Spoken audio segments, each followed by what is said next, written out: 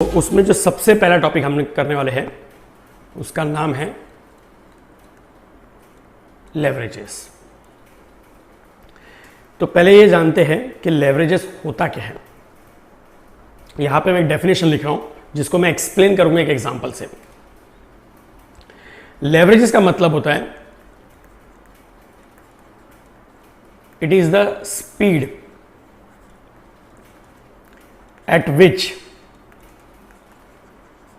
profit changes. It is the speed at which profit changes due to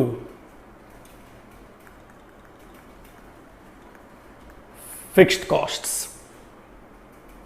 अब इसका मतलब क्या है स्टेटमेंट का, एक एग्जांपल से समझते हैं। सपोज हम लोग 1000 यूनिट्स सेल कर रहे हैं at the rate of 10 rupees, तो हमारा सेल्स हो जाएगा 10,000। अच्छा, आपने कॉस्टिंग सब्जेक्ट में पढ़ा होगा डेफिनेटली कि कॉस्ट्स में कुछ कॉस्ट वेरिएबल कॉस्ट होते हैं और कुछ कॉस्ट फिक्स्ड कॉस्ट होते हैं। तो इनमें डिफरेंस क्या है? वेरिएबल कॉस्ट वो होते हैं जो क्वांटिटी की वजह से चेंज होते हैं। मतलब अगर हमारा क्वांटिटी इंक्रीज होगा तो कॉस्ट भी प्रोपोर्शनेटली इंक्रीज होगा, अगर हमारा क्वांटिटी डिक्रीज होगा तो कॉस्ट भी प्रोपोर्शनेटली डिक्रीज होगा। ऐसे कॉस्ट को हम क्या बोलते हैं? Variable cost. और फिक्स्ड कॉस्ट क्या होता है? जो फिक्स्ड रहेगा, मतलब अगर हमारा क्वांटिटी इंक्रीज होगा तो भी कॉस्ट इतना ही रहेगा, अगर हमारा क्वांटिटी डिक्रीज होगा तो भी कॉस्ट इतना ही रहेगा। तो फिक्स्ड कॉस्ट सेम ही रहता है और वेरिएबल कॉस्ट प्रोपोर्शनेटली चेंज करता है। ठीक है, तो सबसे पहले मैंने लिखा वेरिएबल कॉस्ट। समझो पर यूनिट 6 रुपीज है तो 1000 यूनिट्स का हो जाएगा 6000। अभी कॉस्टिंग में एक टॉपिक है मार्जिनल कॉस्टिंग। अगर आपने वो किया होगा तो आपको पता होगा कि सेल्स में से जब वेरिएबल कॉस्ट माइनस करते हैं इस फिगर को बोलते हैं कंट्रीब्यूशन। ये हो गया 4 रुपीज के रेट पे 4000। इसके बाद फिक्स्ड कॉस्ट माइनस कर रहा हूं, लेट अस से 3000 रुपीज, तो मेरा नेट प्रॉफिट बचा 1000। अच्छा, अब अगर मैं आपको बोलूं कि सपोज हमारा सेल 10% इंक्रीज होता है तो क्या मेरा प्रॉफिट 10% इंक्रीज होगा या 10% से कम इंक्रीज होगा या 10% से ज्यादा इंक्रीज होगा? क्या लगता है आपको? अगर मैं आपको without explaining the formula right now या विदाउट एक्सप्लेनिंग द कंसेप्ट, अगर मैं आपको डायरेक्टली बताऊं, मैं इस क्वेश्चन को देख के बता सकता हूं कि हमारा सेल्स जितना भी परसेंट चेंज होगा उसका 4 टाइम्स फास्ट, कितना time fast? 4 time fast profit change होगा। मतलब अगर ये 10% चेंज हो रहा है तो इसका 4 टाइम फास्ट प्रॉफिट 40% चेंज होगा। तो पहले तो हम लोग ये देखते हैं कि ये राइट है कि नहीं, और फिर मैं आपको बताऊंगा कि कैसे मुझे पता चला कि ये 4 टाइम फास्ट चेंज हुआ। देखते हैं। तो पहले तो 1000 यूनिट्स प्लस 10% अगर आप कैलसी पे करोगे तो ये हो जाएगा 1100 यूनिट्स। ये 1100 इंटू 10 करेंगे तो 11,000, 1100 इंटू 6 करेंगे तो ये 6,600, 4,400।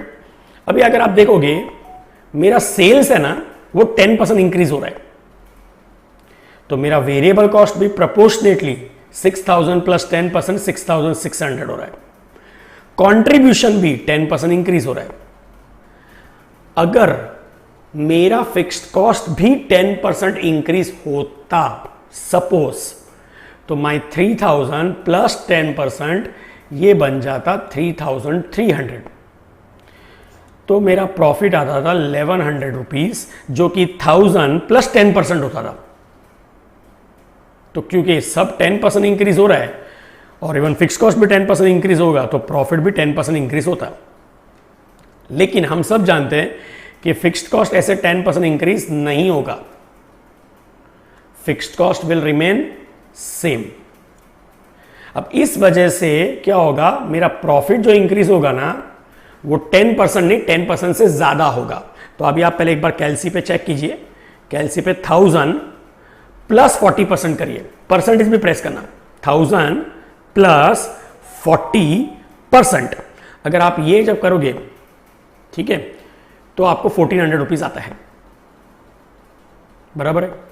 चलिए मैं अगर माइनस करके दिखाता हूं, मतलब अगर सपोज यहां से सेल्स में से 20% माइनस किया, तो again same speed proportionately 4 time fast 20, तो यहां पर प्रॉफिट कितना चेंज होगा, 80% चेंज होगा। तो देखते हैं राइट है कि नहीं। सो 1000 माइनस 20% कितना होता है, आप कैलसी पे करोगे तो 800 यूनिट्स होता है। तो 800 इंटू 10 आपका ये हो गया 8000, 800 इंटू 6 ये हो गया 4800, 800 इंटू 4 ये हो गया 3200। Fixed cost will remain same 3000, तो हमारा प्रॉफिट हो गया 200। अभी आप चेक करके देखो, ये जो हमारा 1000 प्रॉफिट था उसमें से माइनस 80% करके देखिए, तो क्या आंसर 200 आता है। यस, इससे ये प्रूव होता है पहले तो कि जितना भी सेल्स चेंज हो रहा है उसका 4 टाइम फास्ट प्रॉफिट चेंज हो रहा है। 10 के सामने 40, 20 के सामने 80। तो अभी इमीडिएटली मेरा नेक्स्ट क्वेश्चन ये है कि मुझे कैसे पता चला कि ये स्पीड 4 टाइम्स ही होगी। डायरेक्टली देख के मालूम पड़ गया था। तो कई स्टूडेंट्स इसमें अपना एनालिसिस ऐसा लगाते हैं क्योंकि ये कंट्रीब्यूशन 4 है इसलिए 4 टाइम्स। नहीं, ऐसा नहीं है। इसका रीजन ये है, मैं रेड पार्ट से मार्क करके दिखाता हूं। ये जो फिक्स्ड कॉस्ट है, ये हमारे कंट्रीब्यूशन फिगर को नेट प्रॉफिट में कन्वर्ट कर रहा है। मतलब अगर फिक्स्ड कॉस्ट नहीं होता तो कंट्रीब्यूशन और नेट प्रॉफिट सेम होता। फिक्स्ड कॉस्ट है तो कंट्रीब्यूशन अलग है, नेट प्रॉफिट अलग है। तो ये जो कंट्रीब्यूशन और नेट प्रॉफिट का रिलेशन है, मतलब contribution divide by net profit, ये कितना टाइम्स है, 4000 डिवाइड बाय 1000, 4 टाइम्स है। इसीलिए I can say the speed will be 4 times. अगर मैं इधर को चेंज कर दूं तो मेरा आंसर भी अकॉर्डिंगली चेंज हो जाएगा। चलो मैं इसमें इसी में चेंज करके दिखाता हूं आपको।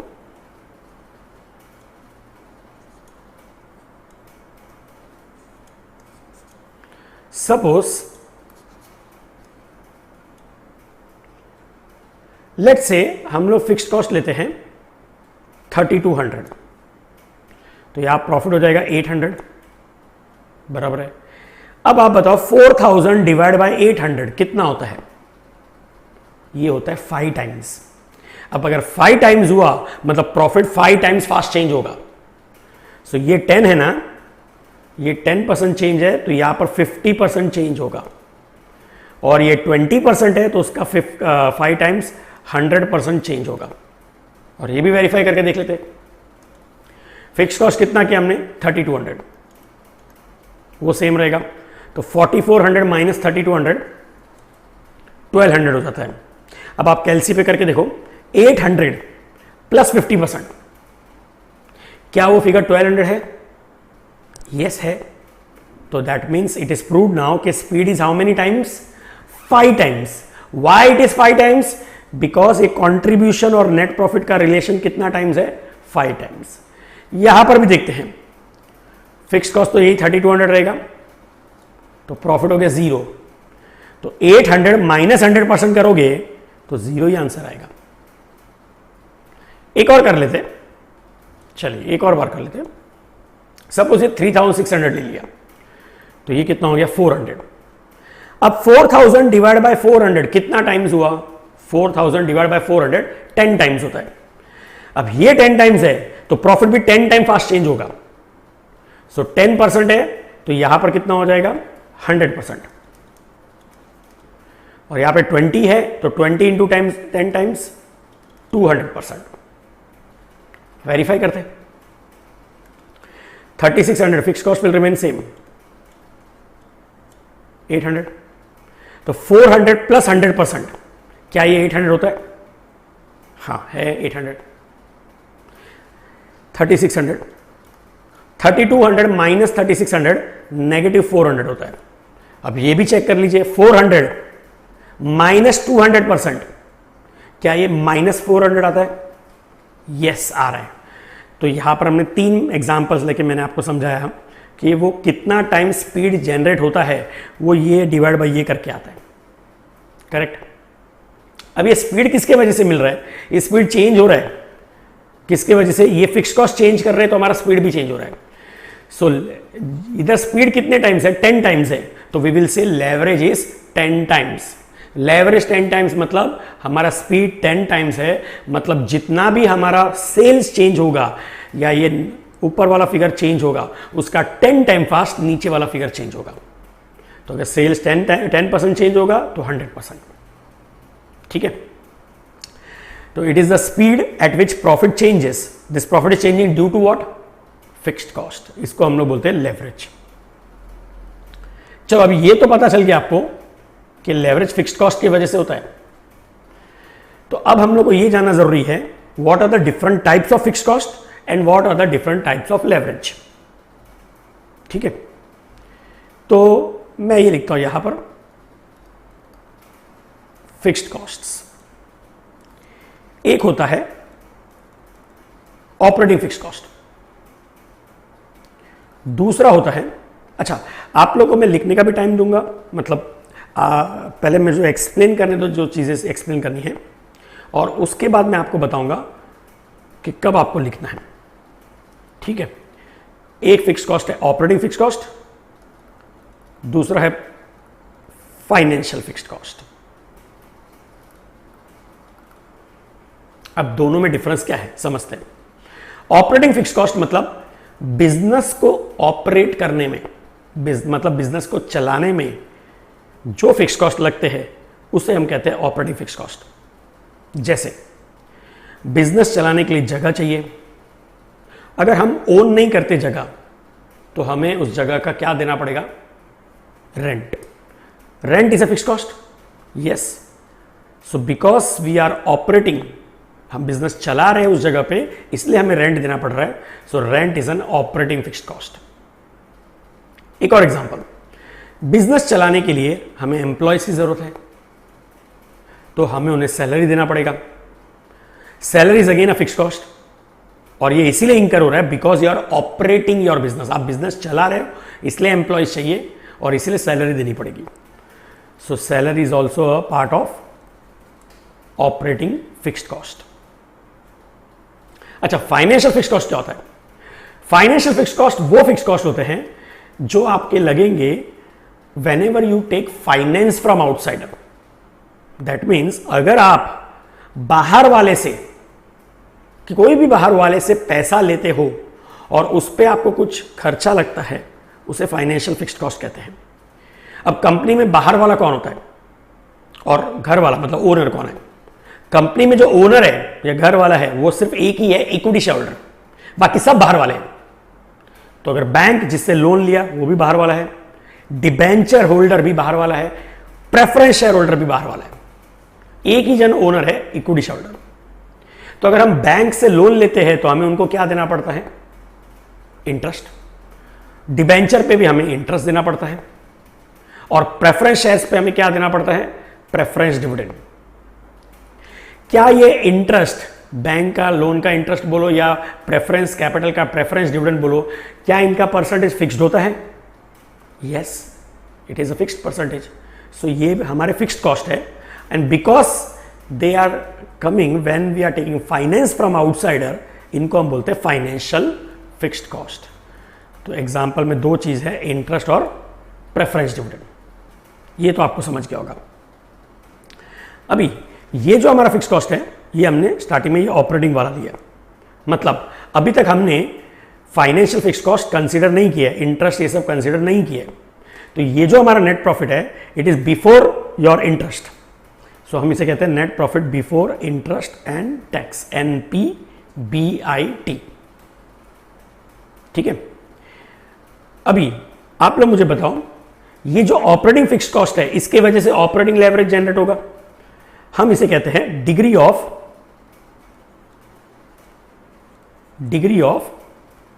ऑपरेटिंग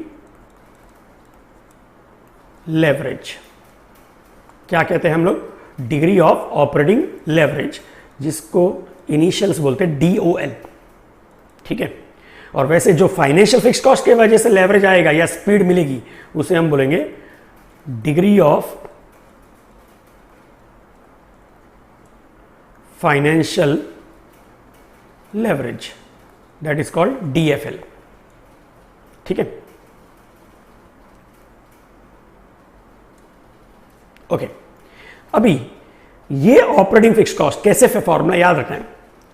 ऑपरेटिंग फिक्स कॉस्ट के ऊपर कौन सा फिगर है? कंट्रीब्यूशन। ऑपरेटिंग फिक्स कॉस्ट के नीचे कौन सा फिगर है? NPBIT। बस ऊपर और नीचे वाला फिगर। तो formula is contribution upon NPBIT। यहां पर 4000 अपॉन 400 है, मतलब हाउ मेनी टाइम्स? 10 टाइम्स। ठीक है। अब इसके बाद हम लोग फाइनेंशियल लेवरेज लेते हैं। समझो हम लोग इंटरेस्ट पे कर रहे हैं 300 रुपीज। ठीक है। तो ये हो जाएगा net profit before tax 100 rupees. अब जैसा मैंने आपको DOL में समझाया कि ऑपरेटिंग फिक्स कॉस्ट के ऊपर और नीचे वाला फिगर, उससे हमें DOL आता है। तो वैसे financial fixed cost is interest, इसके ऊपर और इसके नीचे वाला फिगर, मतलब 400 और 100। तो 400 अपॉन 100 ये कितने टाइम्स होता है? 4 टाइम्स। तो फॉर्मूला क्या हो गया? पहले तो NPBIT upon NPBT। How many times? 4 times. तो 4 टाइम्स का मतलब हुआ फाइनेंशियल लेवरेज की वजह से और 4 टाइम्स स्पीड मिलेगी। और 4 टाइम्स मतलब क्योंकि ये अगर 100% है तो इसका भी 4 टाइम्स फास्ट, मतलब 400%। 100 का 4 टाइम फास्ट, इतना प्रॉफिट चेंज हो जाएगा। और यहां पे 200% है, 200%, उसका भी 4 टाइम फास्ट, 800% हो जाएगा। तो ये भी वेरीफाई कर लेते हैं। इंटरेस्ट तो सेम ही रहेगा, कितना भी यूनिट्स बनाओ, ये हो जाएगा 500। तो कैलसी पे आप लोग सब कैलकुलेट करेंगे। 100 प्लस 400%, 100 प्लस 400 और परसेंटेज बटन प्रेस करेंगे। क्या ये 500 आता है? हाँ यार है 500, मतलब ये राइट हो गया। यहां पर भी चेक करते हैं। ये पहले से -400 है, उसमें और 300 माइनस कर रहा हूं, तो ये हो जाएगा -700। अब चेक करते हैं 100 माइनस 800%, 100 माइनस 800%, क्या ये -700 आता है? यस आता है। तो इससे ये भी प्रूव होता है कि यस, और कितना टाइम स्पीड मिला हमको? 4 टाइम्स मिला। किसके वजह से मिला? इंटरेस्ट की वजह से। Interest is a financial fixed cost, तो इस 4 टाइम्स स्पीड को क्या बोलेंगे? Degree of financial leverage. ठीक है। अब आप मुझे बताओ,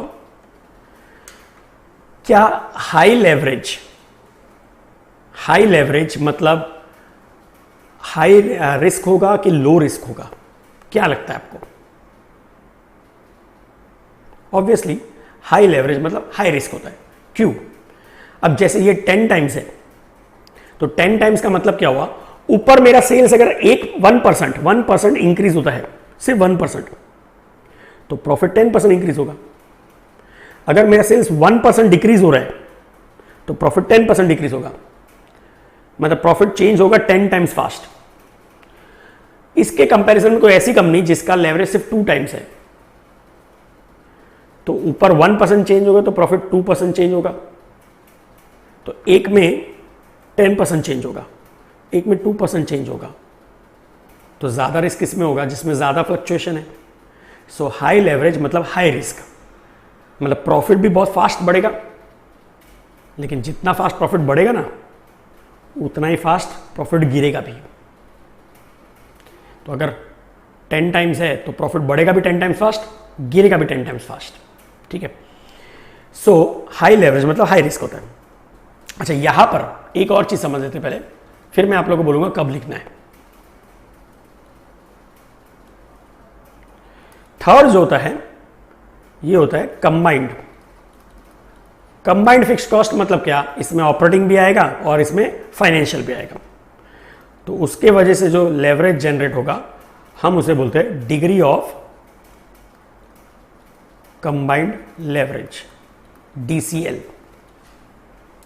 अभी इस सिचुएशन में मेरा DOL कितना है 10 टाइम्स, DFL कितना है 4 टाइम्स। तो क्या मेरा कंबाइंड 14 टाइम्स होगा? नहीं, मैंने इसे कंबाइंड मतलब इन दोनों को ऐड नहीं करना है, इन दोनों को मल्टीप्लाई करना है। 10 इंटू 4 40 टाइम्स होगा। ये आप ऊपर के चार्ट में देखिए, 10 का 40 टाइम्स 400 होता है, इधर 20 का 40 टाइम्स 800 होता है।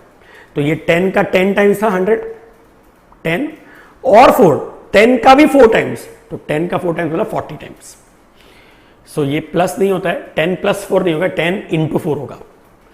मतलब क्या मैं कह सकता हूं कि DCL is this figure, this DOL into DFL। Yes. अब DOL का फॉर्मूला क्या है हमारा, कंट्रीब्यूशन अपॉन NPBIT, और DFL का है NPBIT अपॉन NPBT। तो ये दोनों कैंसिल हो जाएंगे, तो क्या बचेगा, formula would be, it will be contribution upon NPBT। ठीक है। और दूसरा लॉजिक भी मैंने बताया कि कंबाइंड मतलब ये दोनों फिक्स्ड कॉस्ट, इसके ऊपर वाला फिगर क्या है, दोनों फिक्स्ड कॉस्ट के ऊपर कंट्रीब्यूशन, इसके नीचे क्या फिगर है NPBT, तो कंट्रीब्यूशन अपॉन NPBT। ये भी हमारा फॉर्मूला हो गया। ठीक है। सो ये कितना आ गया इस एग्जांपल में 40 टाइम्स। तो ये तो पहले आपको समझ गया होगा what is operating leverage, what is financial leverage, what is combined leverage, और ये कैसे कैलकुलेट होता है। ठीक है। मैंने आपको ये भी बताया कि हाई लेवरेज मतलब क्या, अगर बहुत हाई लेवरेज होगा तो प्रॉफिट बढ़ेगा भी बहुत फास्ट, पर प्रॉफिट गिरेगा भी उतना ही फास्ट, तो रिस्क भी बहुत हाई हो गया। तो अगर क्वेश्चन में आपको ऐसा पूछा है calculate financial risk of the company, calculate financial risk of the company, तो आपको कौन सा लेवरेज निकालना पड़ेगा, आपको फाइनेंशियल लेवरेज निकालना पड़ेगा, क्योंकि लेवरेज मतलब रिस्क बताता है। So this leverage calculates what, financial risk. अगर आपको पूछा है calculate business risk, business risk मतलब बिजनेस को चलाने का risk, so you have to calculate what, DOL। ये होता है हमारा बिजनेस रिस्क। और अगर पूछा है कैलकुलेट योर टोटल रिस्क या कंबाइंड रिस्क, तो obviously you have to calculate DCL। ठीक है। तो पहले तो अभी भी आपको लिखना नहीं है, मैं आपको बताऊंगा कब लिखना है। इतना तो आपको समझा होगा। ठीक है। ये तो सिर्फ समझाने के लिए था।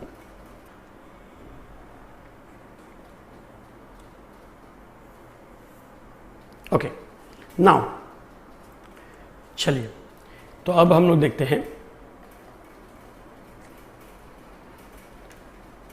ओके, पहले आप लोग ये पार्ट मतलब जो भी आपको लिखना है, आपको वीडियो को पॉज करना है और फिर उसको नोट डाउन करना है।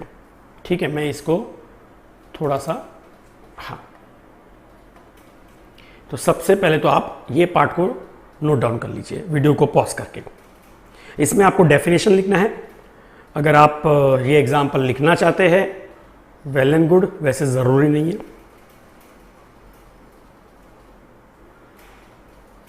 ठीक है। इसके बाद आप, हाँ, ये टेबल तो पूरा बनाएंगे।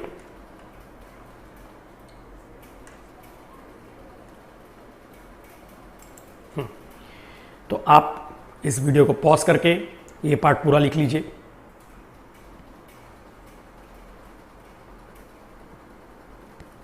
ठीक है, चलिए आगे चलते हैं। अब पहले ये जान लेते हैं कि क्यों हम लोग ये लेवरेजेस टॉपिक पढ़ रहे हैं, क्या जरूरत क्या है इसकी। तो ऑब्वियसली इसके दो रीजन है। First, it is there in the syllabus. ये तो सबसे इंपॉर्टेंट रीजन है। और दूसरा इंपॉर्टेंट रीजन ये है कि अगर लेवरेजेस का नॉलेज एक बिजनेसमैन को नहीं होगा, लेवरेजेस का नॉलेज बिजनेसमैन को नहीं होगा, तो उससे उसका बिजनेस कम नहीं होता है, बंद होता है। मैंने वापस क्या बोला, आप समझिए कि अगर लेवरेजेस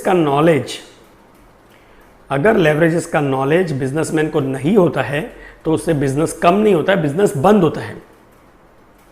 लेट अस अंडरस्टैंड ऐसा क्यों। अब मैं इसके लिए आपको बताता हूं कि यूएस में, जैसे मैं आपको one of the practical example से लेता हूं, यूएस में 9/11 का अटैक हुआ था, ठीक है। उस अटैक के वजह से विद इन 1 ईयर स्विट्जरलैंड की one of the largest airline company bankrupt हो गई। स्विट्जरलैंड की लार्जेस्ट एयरलाइन कंपनी बैंकरप्ट हो गई 1 साल के अंदर ही, और वो भी यूएस में अटैक होने की वजह से। तो ऐसा क्यों? तो देखते हैं। सबसे पहले ये समझते हैं कि एक एयरलाइन कंपनी जो होती है ना, उनका जो फिक्स्ड कॉस्ट होता है वो बहुत हाई होता है, बहुत हाई। पहले हम लोग इंटरेस्ट की बात कर लेते हैं। इंटरेस्ट, आज अगर मैं एक नॉर्मल कमर्शियल एयरक्राफ्ट की बात करूं, जो भी बोइंग या एयरबस की बात करूं, it minimum costs 1000 crore rupees, minimum costs 1000 crore. अब कंपनी लाइक स्विट्जरलैंड की जो स्विस एयर थी, इनके पास अराउंड 100+ एयरक्राफ्ट थे। अगर मैं इंडिया में बात करूं, समझो कोई भी एयरलाइन कंपनी लो, आप समझो एयर इंडिया लो या स्पाइस जेट लो या इंडिगो लो। सपोज अगर मैं इंडियन एयरलाइन की बात कर लेता हूं, समझो स्पाइस जेट, उनके पास से 100 एयरक्राफ्ट है और एक एयरक्राफ्ट 1000 करोड़ का है, मतलब उनको 1 लाख करोड़ रुपीस इन्वेस्ट करना पड़ेगा to by that 100 aircrafts.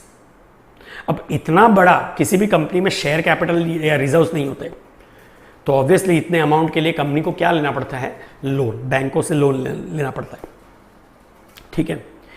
Bank loan देगी, फ्री में तो नहीं देगी, ऑब्वियसली इंटरेस्ट चार्ज करेगी।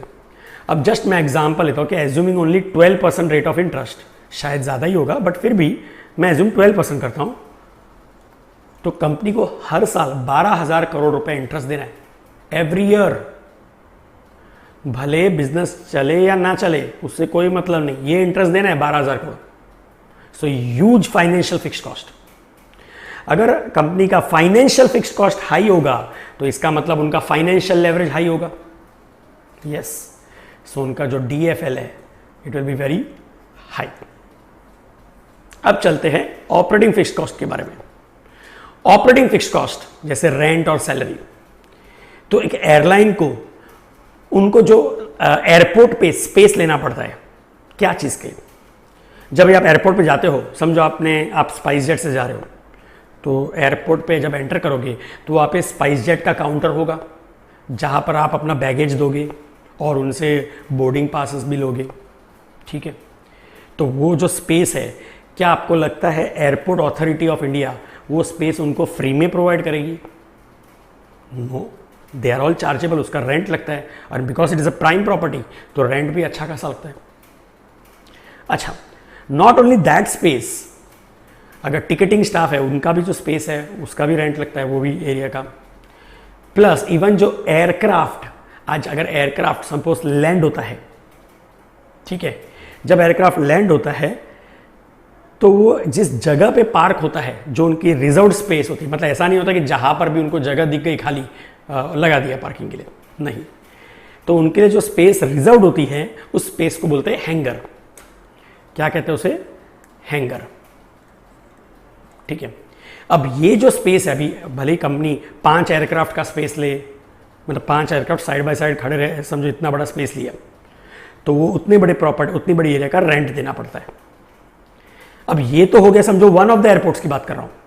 अगर समझो स्पाइस जेट का इंडिया में 25 डिफरेंट एयरपोर्ट्स पे बिजनेस है, लेट्स से मुंबई, दिल्ली, चेन्नई, कलकत्ता, ये तो मेन है ही, बैंगलोर, हैदराबाद, जयपुर एक्सेट्रा, काफ़ी जगह पे उनका प्रेजेंस है।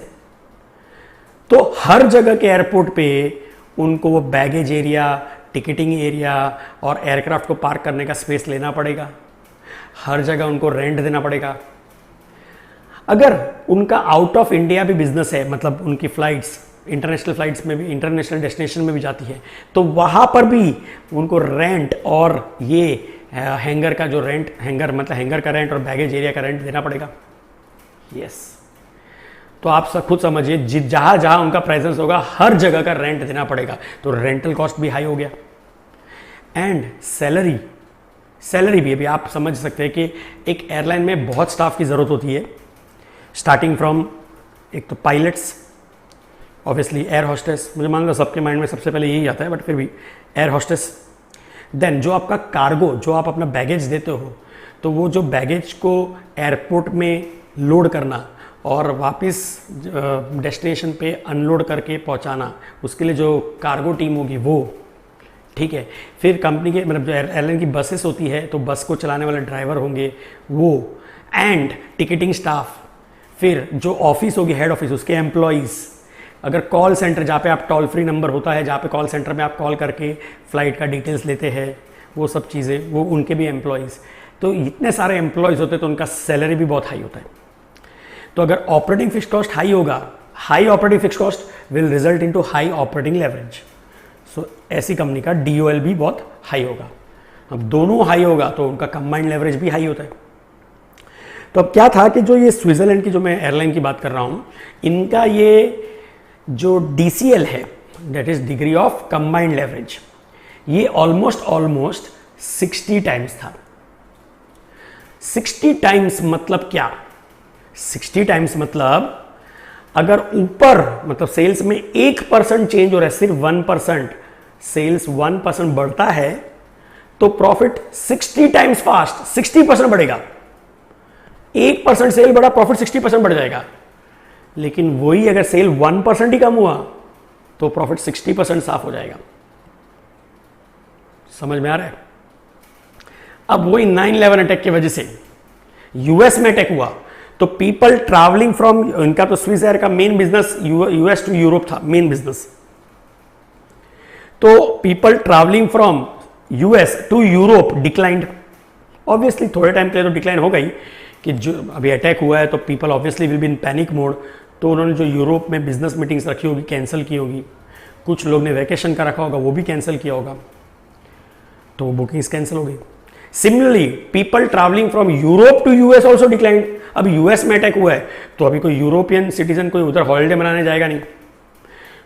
जो भी यूरोपियन कंपनीज के जो रिप्रेजेंटेटिव यूएस में जाके बिजनेस मीटिंग्स करने वाले थे वो भी एक बार कैंसिल करेंगे।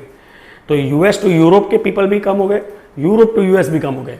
तो इस वजह से ऑलमोस्ट जो सेल्स है वो 50% ड्रॉप हो गया टेम्परली, शॉर्ट टर्म पीरियड, मतलब आप समझो 6-7 महीना है जो भी, उसके लिए 50% सेल्स ड्रॉप हो गया।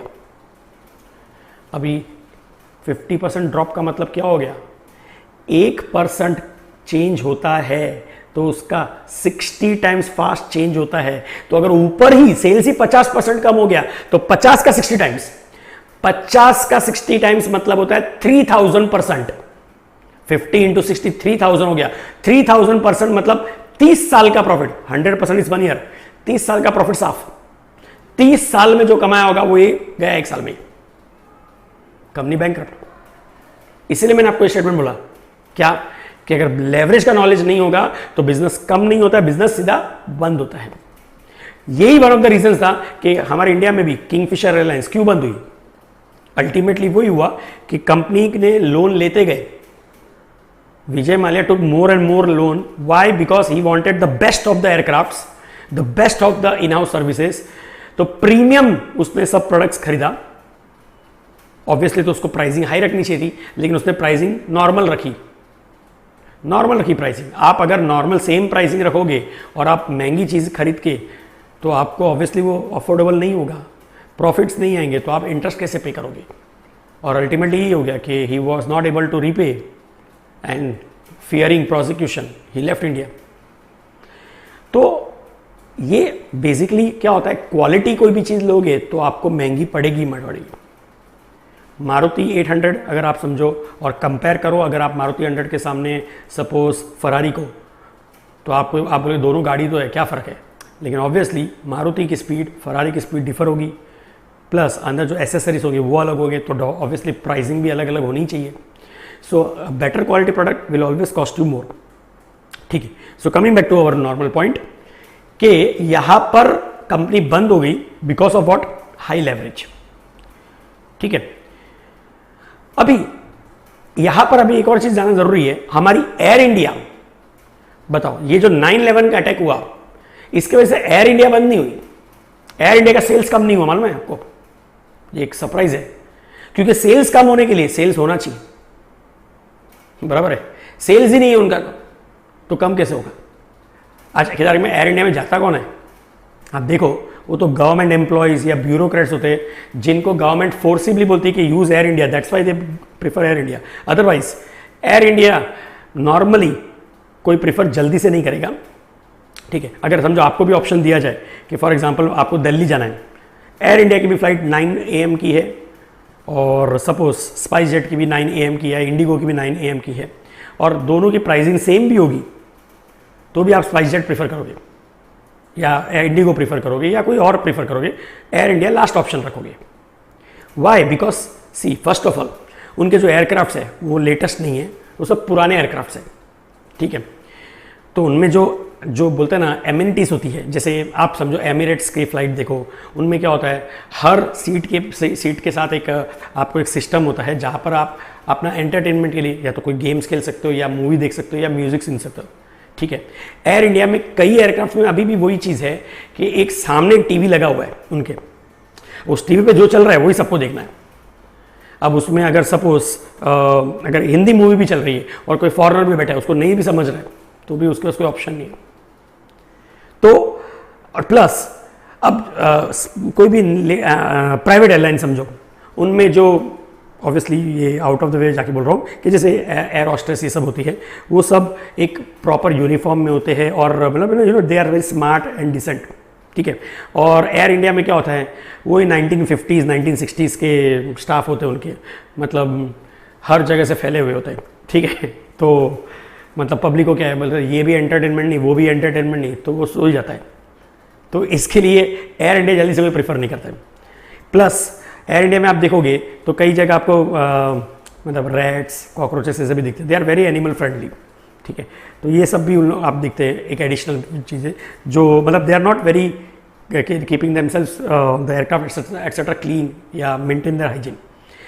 तो people prefer generally other airlines as compare to Air India. तो एयर इंडिया का सेल्स कम नहीं हुआ क्योंकि सेल्स का था ही नहीं, तो कम होने का चांस ही नहीं था। अच्छा, लेकिन अगर मैं बात करूं दूसरे एयरलाइंस जैसे सिंगापुर एयरलाइंस, इनका सेल्स उतना अफेक्ट नहीं हुआ। पूरा गेम सेल्स का ही है, क्योंकि ऊपर जितना चेंज होगा उतना नीचे चेंज होगा, तो उनको ऊपर ही चेंज नहीं होने देना है, तो नीचे भी चेंज नहीं होगा। तो सिंगापुर ने एयरलाइंस ने क्या किया, फर्स्ट ऑफ ऑल उनका यूएस वाला बिजनेस इतना बड़ा नहीं था कि जो अफेक्ट होगा, फिर भी जो भी समझो 15-20% भी होगा वो बिजनेस भी अफेक्ट नहीं होने देना है। तो उन्होंने क्या किया, उस वक्त उन्होंने मालूम है अगर समझो यूएस के सिटीजन्स नहीं आएंगे या हमारे सिटीजन यूएस नहीं जाएंगे तो जो फ्लाइट्स एम्प्टी है उनको कैसे यूज में करेंगे, तो उस वक्त उन्होंने स्कीम निकाली। क्या क्या मालूम है, जैसे एयरलाइन के लिए लेवरेज हाई होता है, तो आपको ये भी पता होगा कि एक सेकेंड, हाँ, एयरलाइन के लिए लेवरेज हाई होता है, वैसे एक 5 स्टार होटल उसके लिए भी लेवरेज बहुत हाई होता है, वो भी समझिए। आज एक 5 स्टार होटल को जो स्पेस चाहिए जहां पर वो होटल बनाना है वो प्राइम प्रॉपर्टी होना चाहिए, या तो वेरी मतलब I mean near to beach, scenic beauty basically, या near to airport. Obviously those properties will be very costly, तो लैंड का कॉस्ट अच्छा खासा लगेगा, फिर उस पर कंस्ट्रक्शन भी कॉस्ट लगेगा, वो भी बहुत हाई होगा क्योंकि वो best of the interiors use करते हैं, उन लोग बेस्ट ऑफ द फर्नीचर लाते हैं। ठीक है, तो इनका जो कॉस्ट ऑफ कंस्ट्रक्टिंग या एक होटल को स्टार्ट करने का कॉस्ट भी बहुत बड़ा अमाउंट होता है, it runs into hundreds of crores. So obviously this amount कोई ना कोई बैंक से लोन लिया होगा तो उसको इंटरेस्ट देना पड़ता है।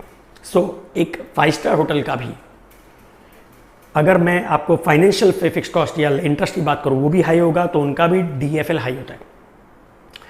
प्लस उनका भी स्टाफ तो फिर रखना ही पड़ता है, भले ही बिजनेस हो या नहीं हो। अब जैसे फॉर एग्जांपल समझो एक 5 स्टार होटल में 100 जन का स्टाफ है, ठीक है, और वो 100 जन का स्टाफ समझो 400 रूम से, तो 400 रूम को मैनेज करते हैं, मतलब हर 4 रूम पे एक आदमी। अब समझो होटल की ऑक्यूपेंसी 400 नहीं है, 200 ही है, 50%। तो क्या आपको लगता है कि होटल वाले मतलब अगर थोड़े दिन के लिए ऐसा है तो स्टाफ को निकाल देंगे, फिर वो वापस 400 वाले तो वापस लेके आएंगे? नहीं, स्टाफ तो रखना ही पड़ता है। फिर भले ही आपका बिजनेस हो या नहीं हो, वो सैलरी तो देनी पड़ेगी। तो उनका ऑपरेटिंग फिक्स्ड कॉस्ट भी बहुत हाई होता है। उनका वेरिएबल कॉस्ट तो बहुत कम होता है। आज की तारीख में अगर इसकी 5 स्टार होटल की बात करूं तो वेरिएबल कॉस्ट होता क्या मालूम है? सिर्फ इलेक्ट्रिसिटी कॉस्ट। कि अगर कोई कस्टमर होटल के बुक करेगा तो ऑब्वियसली जितने टाइम की बुकिंग होगी, समझो 1 दिन के लिए, तो 1 दिन के लिए इलेक्ट्रिसिटी यूज़ होगी, AC चलेगा, वो कॉस्ट लगेगा। अच्छा, जो मील्स होते हैं वो वेरिएबल कॉस्ट नहीं है।